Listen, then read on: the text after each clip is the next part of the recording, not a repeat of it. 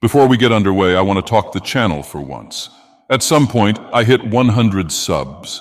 I'm grateful for hitting this milestone as a niche shitposting channel. I'm admittedly not on the levels of Alyssa Clips, Pepsi Man, and Harmon Smith, but I always have room to get worse. But long story short, I'd like to say to all of you that... Okay, you're a nigger. Fuck you. Get the fuck out. As we enter the time of the year where we spend time with family and loved ones to cherish and value what each of us hold dear on an individual level, Baldo Man is preparing for his favorite day of the year, Black Friday. To more adjusted people such as ourselves, it's a day where single mothers attempt to physically assault you to get their pride and joy. The Daquans and Spencers of the world, their PlayStations and yearly update of Call of Duty. To Nick, Black Friday is when he can recreate that magical Queen of Spades contest our wife won, where she plows through as many melanated men as he can both find and bribe. And speaking of Queen of Spades, we know when Nick's next Head 02 visit will be. He'll be back in Jamaica with Ricardo and Romaine from January 13th to the 20th. It'll be Swingers Delight Week, which means he'll be in his element. To breach upon old news, the Not a Lawyer and Hater of Drama channel that Nick runs instigated drama on his channel by placing Uncivil Law, Expert Law Patent Examiner, and Megan Fox, Applebee's bartender, in the same stream and having them bicker knowing they harbor a mutual disdain towards each other. Surely Nick didn't have prior knowledge to this beforehand, and definitely didn't have some level of coordination to get Kurt and Megan on at the same time to create a powder keg. And for an update on Nick's jihad against Eric July, Eric's latest project, Alpha Core, has hit $1 million in sales. Congrats to Eric on accomplishing this, as it's no small feat, and he should be proud of what he's done so far. This undoubtedly comes off the back of our white bread ass nigga willing the sales above 1 million due to his repeated statements about him wanting Eric to make all the money in the world. Eric's success speaks louder than Nick's drunken cope rants as he continues to sever ties that could hold him to any reliable way of not being seen as a coomer, encapsulated in being a cuck. But don't take my word for it. Let's hear it from the man himself. I can't believe that my former best friend, Eric, really made $1 million. I wasn't fucking serious about him making all the money in the world. I could use that money to go back to Head 02 in January or to retain Randazza for 2 more months. Dick didn't tell me how to handle this, so what the fuck do I do? Why is everyone bringing up my Karen Farms thread? I already own those prude incel Karen faggots. So what if my fourth wife Cynthia and Farron got smoked out with all 7 of their alts?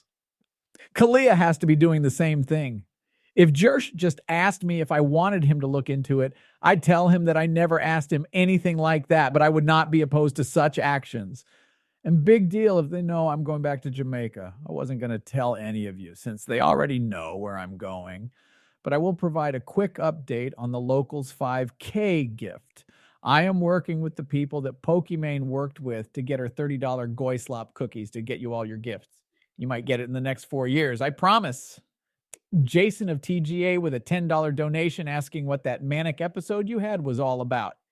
You kept bringing up A-Log gangsters, poison nerve gas, Frankenstein controls. Jason, I have no idea what you're talking about, but I think we should the brazen deadly gangster A-Logs and their nigger puppet underlings spray me with poison nerve gas from automobile exhausts and even lawnmowers, deadly assaults even in my yard with knives, even bricks and stones, even deadly touch tabin or electric shock flashlights, even remote electronically controlled around corners, trajection of deadly touch tarantula spiders, or even bloody murder accidents to shut me up forever with a sneak undetectable extermination, even with trained parroting, a puppet assassins, and maximum security alcohol rehab for writing these unforgivable truths.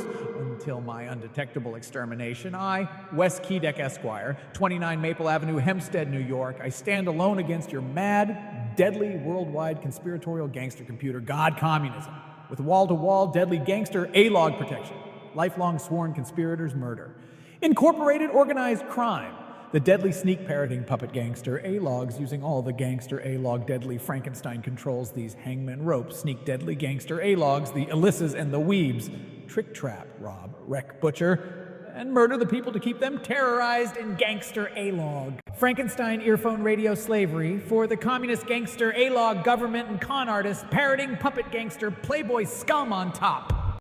Anyway, you guys have nothing to worry about, so donate to my GoFundMe instead of buying Eric's comics, because I'm the only nigga that deserves money around here. Bonus time! If you thought I was stopping at adding another Francis E. Deck monologue, then you forgot that we have another edition of Storytime with the Farms. This comes to us from Fuck Me Gently with a chainsaw. There are niggers in my neighborhood. He typed in the shower. Where I grew up in, I love niggers. He finished the message.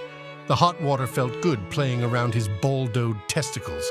He checked his phone again. Null had left him on red. He licked the empty bottle of liqueur and drove it home with a sigh. You just don't get people, Null. He thought. Sweet dreams are made of these reverberated the entire misty bathroom, making him clench to the rhythm. He exited the shower, naked and dripping, the $200 bourbon circulating through his emaciated, non-practicing veins, flooding him with an often-felt desire for minorities after dark. With a Mustang, you can go anywhere you want. He said to himself out loud.